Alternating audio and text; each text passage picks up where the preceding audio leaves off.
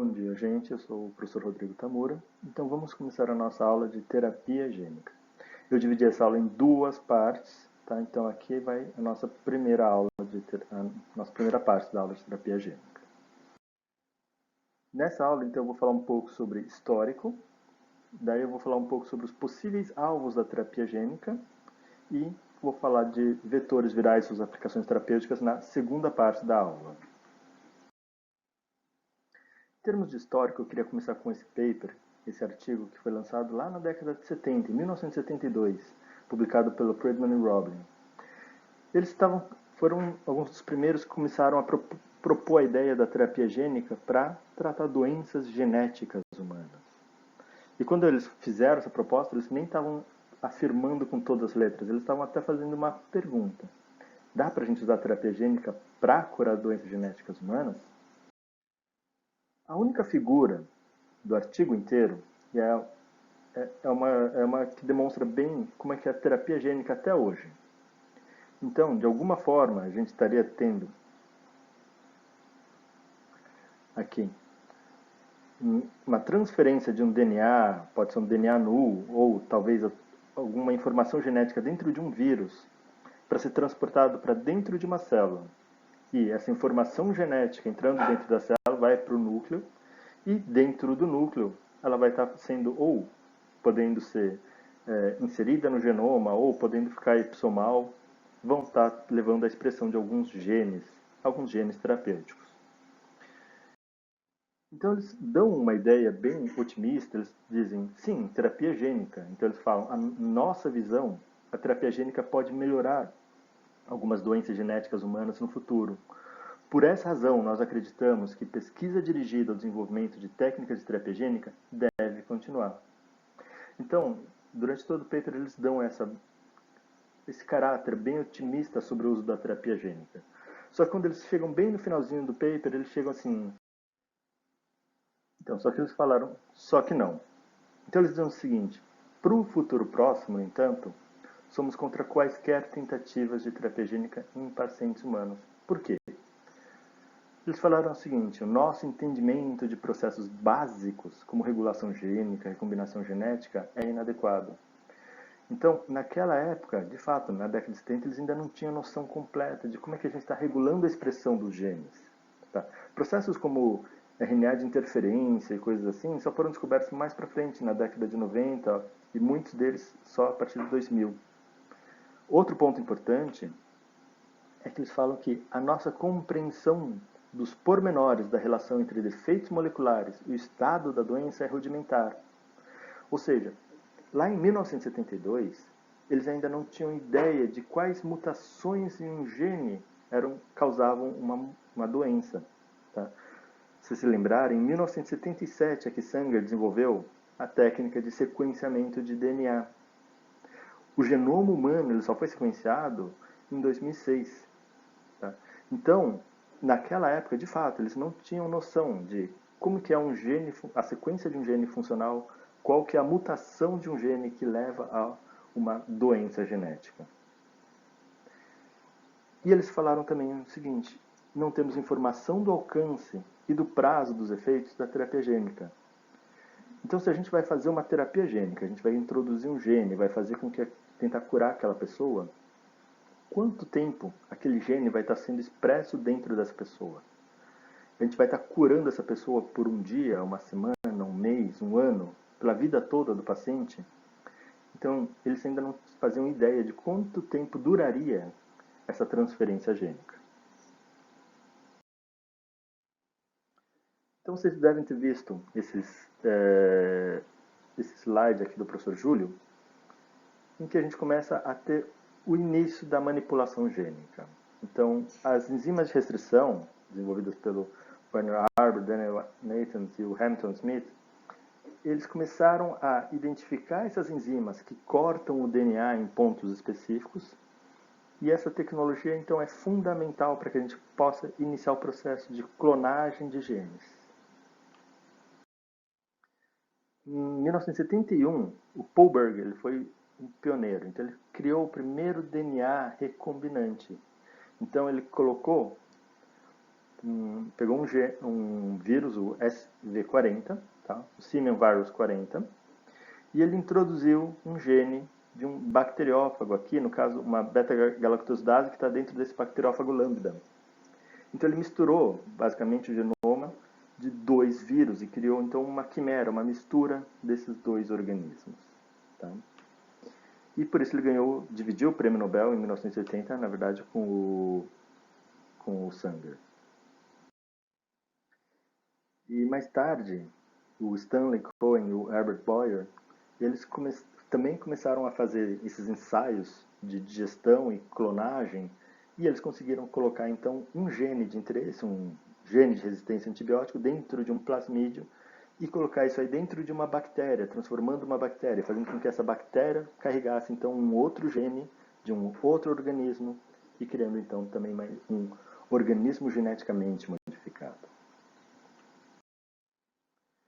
Então, a partir desse momento, a gente tem uma infinidade de possibilidades. O que a gente quer fazer? A gente pode introduzir diferentes genes que causam diferentes alterações em um organismo. Muitas dessas ideias, na verdade, são pura ficção. Não vão acontecer e não é tão simples assim. Mas tem algumas modificações, algumas alterações que podem beneficiar e ajudar bastante a humanidade. Então, apesar de que a gente tem toda essa possibilidade, a gente tem uma infinidade de genes que a gente pode introduzir, a gente não deve ficar introduzindo qualquer gene em qualquer organismo. Então, em 75, o próprio Paul Berg ele chamou essa conferência a Conferência de Asilomar. Então, ele juntou todos os bambambãs da época, todos os caras que estavam trabalhando com essa tecnologia de ponta do DNA recombinante. Então era ele, o Boyer, Cohen, Watson e praticamente era só isso, mas enfim, tinham poucas pessoas, mas eles se juntaram e viram que temos que impor limites. Então a gente não pode ficar fazendo qualquer tipo de clonagem, a gente não pode criar qualquer organismo geneticamente modificado. Então na época eles até chegaram a propor uma espécie de moratória, ninguém ia fazer nenhum OGM. Essa moratória, depois de alguns anos, já caiu, né? E o que eles fizeram é que tem que ter sempre um comitê de ética, um grupo que vai estar analisando qual que é o propósito, por que a gente está criando esse organismo, por que a gente está fazendo essa alteração gênica, que gene que a gente vai estar colocando tem um propósito. Então, alguns pontos importantes, éticos, foram introduzidos nessa época, nessa conferência de Asilomar. Então, na década de 80, foi quando alguns experimentos de introdução gênica começaram a ser feitos. Já teve alguns experimentos na década de 70, mas na década de 80, um experimento bem interessante foi esse realizado por Martin Klein. O que ele fez? Ele pegou pacientes que estavam sofrendo de beta-talassemia e tentaram transferir o gene da beta-globina correto dentro da medula óssea desses pacientes. Esses pacientes não tiveram nenhum benefício, mas também não tiveram nenhum malefício. Tá? Qual foi o grande problema? Quando eles iniciaram esse processo, esse experimento, na verdade eles não pediram permissão para o comitê de ética. Então, foi um escândalo na época, eles perderam todo o financiamento que eles tinham para a pesquisa e foram proibidos de trabalhar com esse tipo de coisa. Tá? Então, esse na verdade é um exemplo de um experimento que não deve ser conduzido dessa forma. Então ainda ia demorar bastante tempo até que alguém realmente fizesse um experimento que funcionasse. Então na década de 90, o William French Anderson, ele tratou essa pequena menina aqui, a Ashanti de Silva. Então a Ashanti de Silva era uma menina que ela sofreu de uma doença chamada SCID-ada. Então é o Severe Combined Immunodeficiency, uma imunodeficiência combinada severa. E ela é causada pela deficiência de uma única enzima, a adenosina deaminase. A adenosina deaminase é uma enzima que vai estar convertendo a adenosina em inosina. Se a gente não tiver a adenosina deaminase, o que vai acontecer? É o acúmulo de adenosina. O acúmulo de adenosina é tóxico para a célula. Então, quando a célula acumula muita adenosina, o que vai estar acontecendo é que os linfócitos, as células de defesa dessa pessoa, vão começar a morrer. Tá? Então ela não vai ter um sistema imune eficiente para combater essa doença. E o que ele fez foi introduzir nessa paciente, na medula óssea, essa única enzima, a adenosina deaminase. Então aqui a gente pode ver uma foto dela em 1990, com os outros pesquisadores, além do French Anderson, Kenneth Cover, Michael Blaise.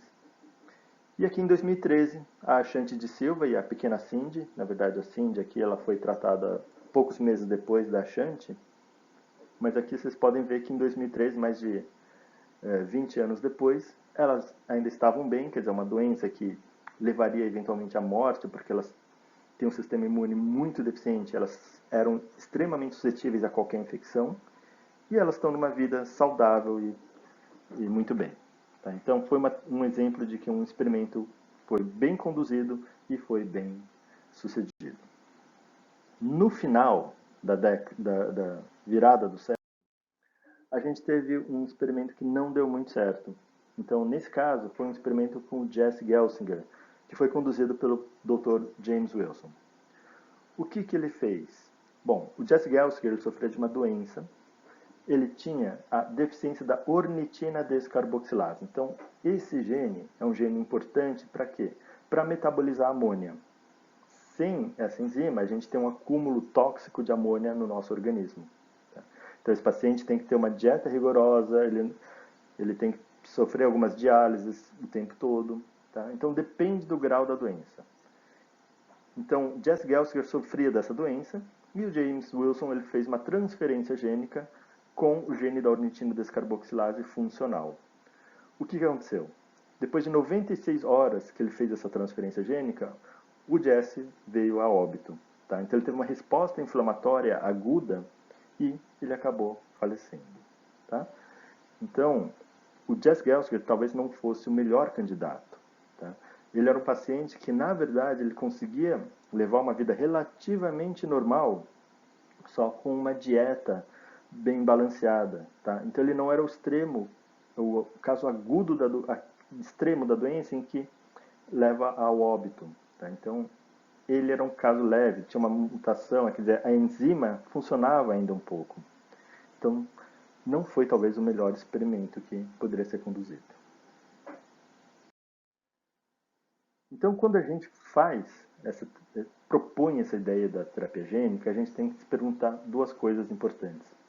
Então, qual que é a doença que a gente quer tratar e se a terapia atual ela é satisfatória? Então, o que a gente quer tratar com terapia gênica? Bom, doenças monogenéticas. Então, doenças que são causadas por alteração de um único gene. Tá? Então, a reposição desse único gene pode ser que recupere esse paciente. Outra coisa que a gente pode tentar usar a terapia gênica é para prevenir doenças infecciosas ou para tratar o câncer. E a gente sempre tem que fazer essa pergunta. A terapia atual é satisfatória?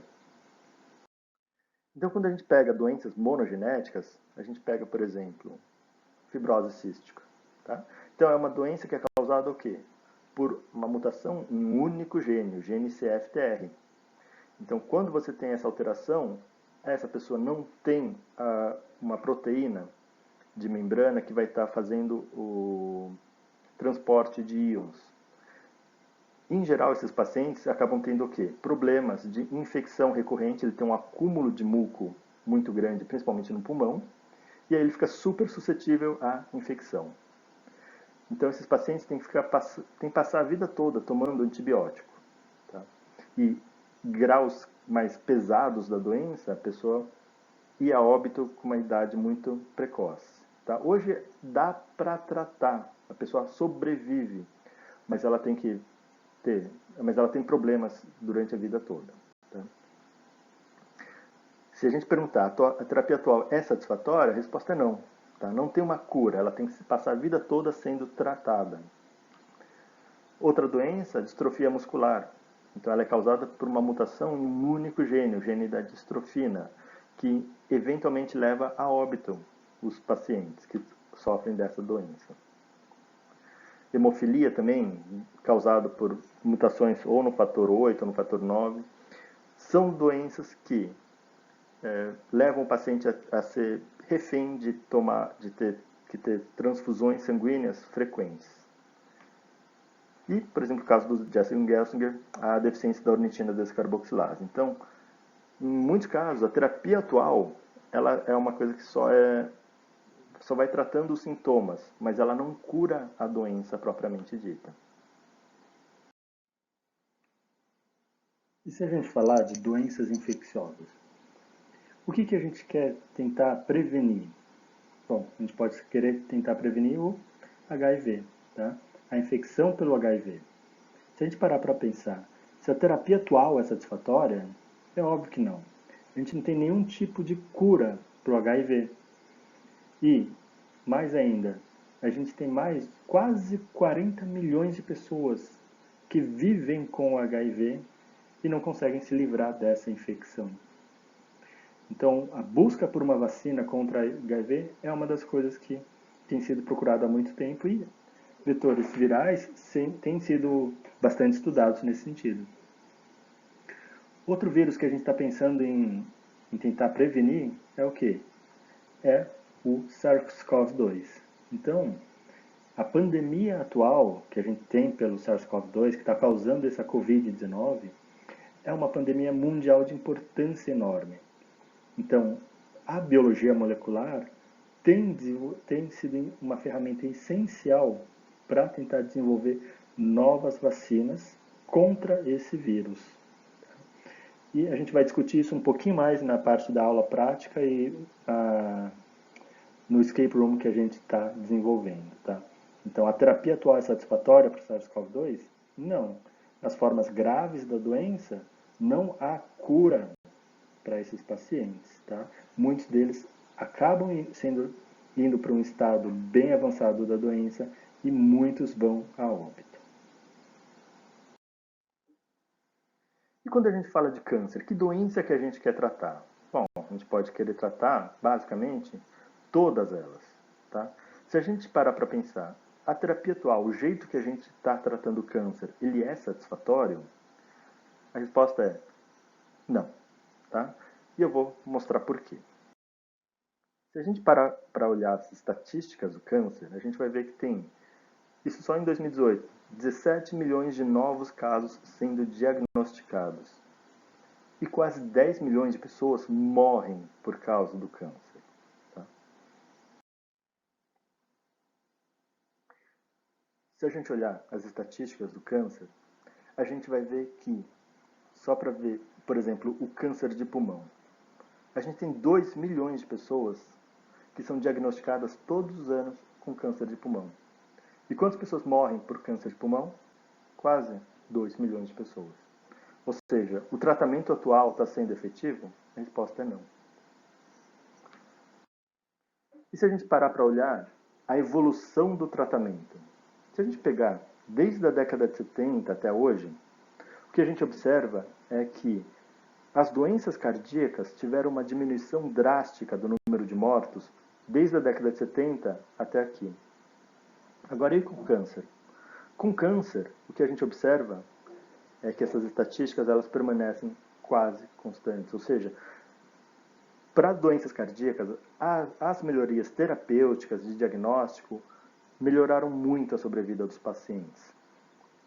Para o câncer, a melhoria que a gente teve agora teve só uma deflexão pequena na redução de mortes por câncer.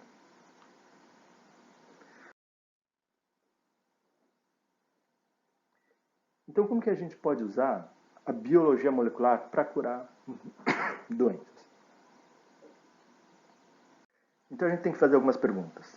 Primeiro, qual que é a doença que a gente quer tratar e qual gene causa a doença? E, logo em seguida, qual que é o gene que vai curar a doença? Em seguida, a gente tem que se perguntar como é que a gente isola esse gene terapêutico e como é que a gente transfere esse gene para uma pessoa.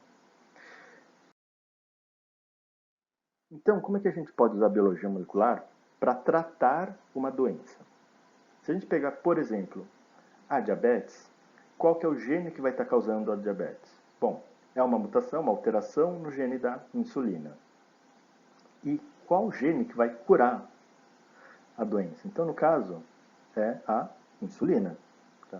E como é que a gente isola esse gene terapêutico? Então a gente pega, usa uma PCR, usa enzimas de restrição para amplificar o gene e para clonar o gene em algum vetor de expressão. E a gente transfere esse gene para um vetor de expressão, por exemplo, dentro de um plasmídio e faz com que essa bactéria, uma bactéria seja transformada com esse plasmídio e passe a expressar então essa proteína recombinante. E aí a gente purifica e injeta isso no paciente. Então, o paciente que tem diabetes, ele tem que tomar umas 2 vezes por dia essa injeção de insulina recombinante, tá? Produzida em bactérias. Mas isso é um tratamento, ou seja, a pessoa passa a vida toda tendo que ficar tomando essa injeção todo dia com insulina. E se a gente quiser usar a biologia molecular para curar a doença? Então, se a gente pegar a mesma doença, a diabetes, que é causada também então, por uma mutação na insulina, o que a gente pode fazer é introduzir a insulina. A gente também expressa, amplifica o gene por PCRs e usa enzimas de restrição para clonar esse gene num vetor de expressão. Só que nesse caso, o que a gente vai fazer é colocar esse gene dentro de um plasmídio ou dentro de um vírus, tá? E colocar esse vírus ou esse plasmídio dentro de uma pessoa. Ou seja, essa pessoa ela passa a produzir insulina por si só. Então, uma única injeção, você injeta esse vírus que está expressando insulina e faz com que essa pessoa passe a naturalmente expressar a insulina. Tá? Então, ela não precisa mais ficar tomando injeções todos os dias. Você está curando a pessoa. Você está devolvendo o gene que ela tem deficiente. Então, o que deve ser transferido? Então, se a gente tem um gene que ela tem uma mutação que leva à perda de função, o que a gente tem que transferir? Ou a gente pode introduzir o gene funcional, ou a gente pode remover o gene mutante. Tá? Então a gente sempre tem que dosar essas duas possibilidades, ou superexpressar, ou silenciar, ou promover a expressão do gene funcional, ou promover o silenciamento desse gene mutante. Então, para superexpressão, que a gente pode ter, por exemplo, um plasmídio, que tem um promotor, esse promotor vai promover a expressão de um gene de interesse, por exemplo, a insulina. Tá? E esses plasmídios têm que ter sempre um gene de resistência para que a gente possa selecionar, então, esses plasmídios. Quando a gente fala de silenciamento, a gente tem duas tecnologias que são importantes, que são o RNA de interferência e a edição gênica. A RNA de interferência, então, ela depende, é um mecanismo de defesa que a gente tem nas células. Então, o Andrew Fire e o Craig Mello, eles ganharam o prêmio Nobel em 2006 exatamente por identificarem essas moléculas. Tá? Então, como é que funciona o RNA de interferência? O RNA de interferência, ele reconhece sequências então, de RNA dupla fita. Então, o RNA dupla fita não é uma estrutura normal. Tá? Então, isso é reconhecido como se fosse um agente externo, um patógeno, tá? Como um vírus, por exemplo, de RNA dupla fita, que infecta uma pessoa. Tá? E a nossa maquinaria celular, então, a RISC e a Dicer, elas vão reconhecer essa estrutura de RNA dupla fita, vão picotar e vão pegar e usar uma dessas fitas como molde. Então, eles usam essa fita como molde e qualquer RNA que for complementar a ele, essa maquinaria vai levar à degradação e à destruição desse RNA.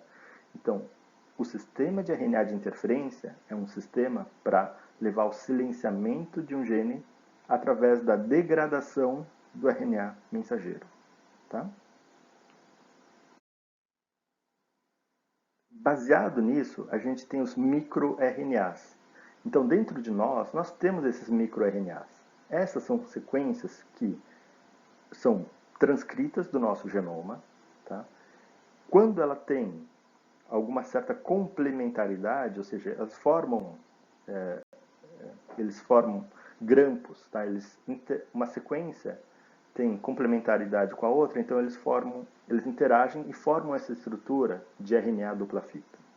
Então, formando essa estrutura de RNA dupla fita, a nossa maquinaria reconhece isso como algo que deve ser destruído, e então ela vai estar levando ao corte dessa estrutura e vai usar uma das fitas como molde para tentar degradar qualquer RNA mensageiro que ele for complementar. Então, nós temos essa maquinaria de microRNA, mas como uma maquinaria de controle da expressão gênica. Essa maquinaria existe normalmente para degradar alguns RNAs. Então, controlar a expressão de alguns genes que não deveriam ser expressos naquele momento. Então, essa é uma maquinaria natural que a gente tem. Mas a gente pode usar essa ideia para tentar silenciar alguns genes de interesse.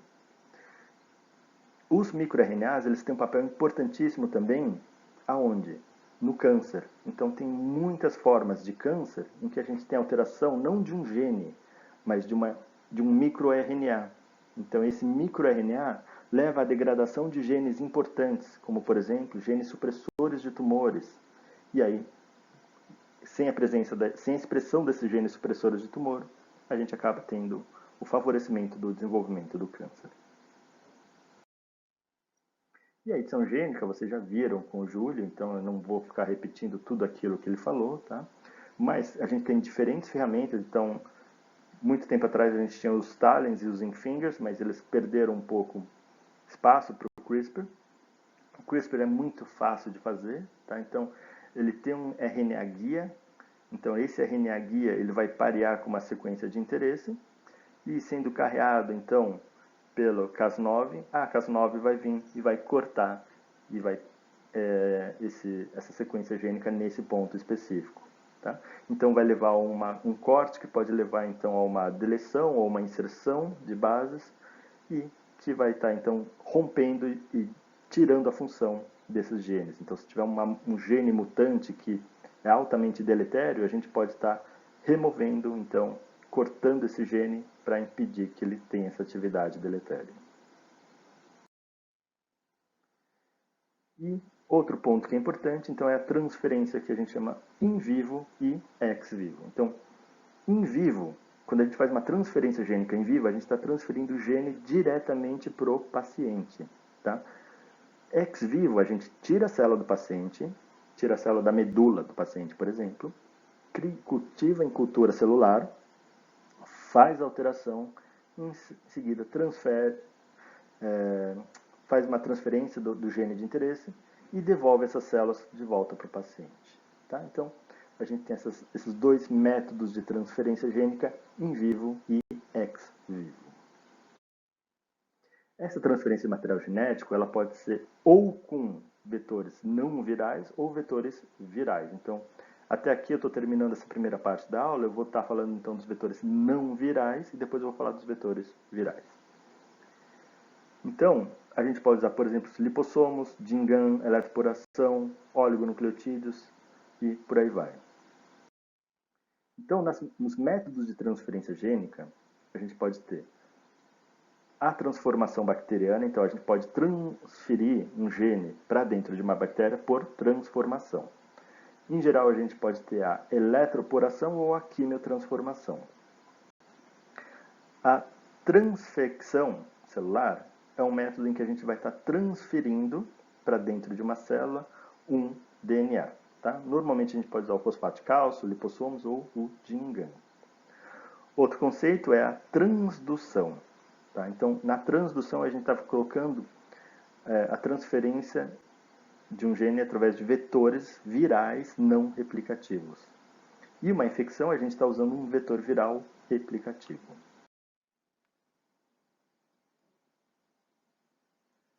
Então, entre os métodos não virais, a gente tem, por exemplo, a injeção de DNA. Então, a gente pode colocar um nosso gene de interesse, clonar ele dentro de um plasmídio e injetar diretamente esse plasmídio dentro das células musculares do paciente. Tá? Um dos poréns dessa técnica é que os níveis de eficiência são muito baixos. A entrada desse DNA nessas células musculares é muito baixa. Tá? Então, ele não é um método tão eficiente. Para melhorar isso, a gente tem diferentes alternativas, como por exemplo os lipossomos. Tá? Os lipossomos, então a gente vai envolver o DNA dentro de uma bicamada lipídica, e essa bicamada lipídica vai se fusionar com a membrana plasmática da célula, e esse DNA vai entrar dentro da célula. Outra técnica é, lembrando, o DNA ele tem carga negativa. Então a gente precisa neutralizar essa carga. Então, por exemplo, o fosfato de cálcio neutraliza a carga, forma um precipitado e a célula vem e fagocita esse complexo. E aí esse DNA entra dentro da célula.